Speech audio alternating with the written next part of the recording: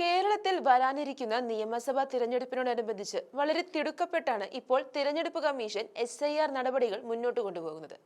അതുകൊണ്ട് തന്നെ പല BLO ഉദ്യോഗസ്ഥരും ഈ നടപടി മൂലം പല ഭാഗങ്ങളിൽ നിന്നുമായി സമ്മർദ്ദം അനുഭവിക്കുകയാണ്. ഇപ്പോഴിതാ തിരഞ്ഞെടുപ്പ് ഡ്യൂട്ടിയുടെ സമ്മർദ്ദം താങ്ങാനാവാതെ കണ്ണൂർ പയ്യന്നൂരിലെ ബൂത്ത് ലെവൽ ഓഫീസർ ആത്മഹത്യ ചെയ്തു. കുന്നരു UP സ്കൂളിലെ പ്യൂണായ അനീഷിനെയാണ് കിടപ്പുമുറിയിൽ മരിച്ച നിലയിൽ കണ്ടെത്തിയത്. ഇത് വളരെ ദൗർഭാഗ്യകരവും അതിലുപരി ഗൗരവമായി ചർച്ച ചെയ്യേണ്ട ഒരു വിഷയം തന്നെയാണ്.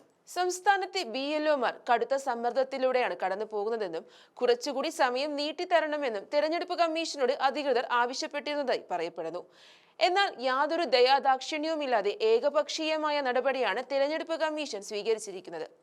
തദ്ദേശ സ്വയംഭരണ തിരഞ്ഞെടുപ്പ് സമയബന്ധിതമായി പൂർത്തീകരിക്കേണ്ട ഘട്ടത്തിൽ തന്നെ കേരളത്തിൽ തീവ്ര പരിശോധനയും അടിച്ചേൽപ്പിച്ച് ഉദ്യോഗസ്ഥ സംവിധാനത്തിന്റെ മേൽ കമ്മീഷൻ ചെലുത്തിയ താങ്ങാനാവാത്ത സമ്മർദ്ദമാണ് ഈ ആത്മഹത്യയ്ക്ക് കാരണമായി തീർന്നിട്ടുള്ളത്. തിരഞ്ഞെടുപ്പ് കമ്മീഷന്റെ ഈ തിടുക്കപ്പെട്ടുള്ള നടപടികൾ മൂലം ഒരു മനുഷ്യജീവനാണ് ഇപ്പോൾ നഷ്ടമായിരിക്കുന്നത്. ഒരു കുടുംബത്തിന്റെ താങ്ങാണ് ഇല്ലാതായിരിക്കുന്നത്. ചെറിയ സമയം കൊണ്ട് ഒരു പ്രദേശം മുഴുവനിലെയും ആളുകളുടെ SIR പ്രക്രിയ നടപ്പിലാക്കാൻ എങ്ങനെയാണ് സാധിക്കുക? ഒരേ സമയം 2 ജോലിയാണ് മിക്ക BLO ഉദ്യോഗസ്ഥരും ചെയ്യുന്നത്. ഉദാഹരണമായി പറഞ്ഞാൽ, ഒരു സ്കൂൾ അധ്യാപകനാണ് ഒരു BLO ആയി ജോലി ചെയ്യുന്നതെങ്കിൽ ഡബിൾ ഡ്യൂട്ടിയാണ് അദ്ദേഹത്തിന് ചെയ്യേണ്ടി വരുന്നത്. സ്കൂളിലെയും ചെയ്യണം, BLOയുടെ ജോലിയും ചെയ്യണം. സ്കൂളിലെ കുട്ടികളുടെ പാഠങ്ങൾ തീർന്നില്ലെങ്കിൽ അതിന്റെയും, തിരഞ്ഞെടുപ്പുമായി ബന്ധപ്പെട്ട ജോലികൾ തീർന്നില്ലെങ്കിൽ അതിന്റെയും സമ്മർദ്ദങ്ങൾ ഇവർ താങ്ങേണ്ടി വരും. അങ്ങനെ സമ്മർദ്ദം താങ്ങാനാകാതെ വരുമ്പോഴാണ് പലരും ആത്മഹത്യയിലേക്ക് പോകുന്നത്.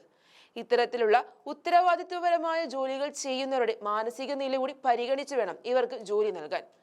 തദ്ദേശ തിരഞ്ഞെടുപ്പ് കഴിയുന്നത് വരെയെങ്കിലും ഉദ്യോഗസ്ഥർക്ക് സമയം നീട്ടി നൽകാമായിരുന്നു. ഇതിനെക്കുറിച്ച് തിരഞ്ഞെടുപ്പ് കമ്മീഷൻ ഗൗരവമായി പുനരാലോചന നടത്തേണ്ടത് വളരെ അത്യാവശ്യമാണ്. അല്ലെങ്കിൽ വീണ്ടും ഇത്തരത്തിലുള്ള സമ്മർദ്ദം മൂലമുള്ള ഒരുപാട് ജീവനുകൾ നഷ്ടമാകും. ഒരുപാട് കുടുംബങ്ങൾ അനാഥമായിക്കൊണ്ടിരിക്കും.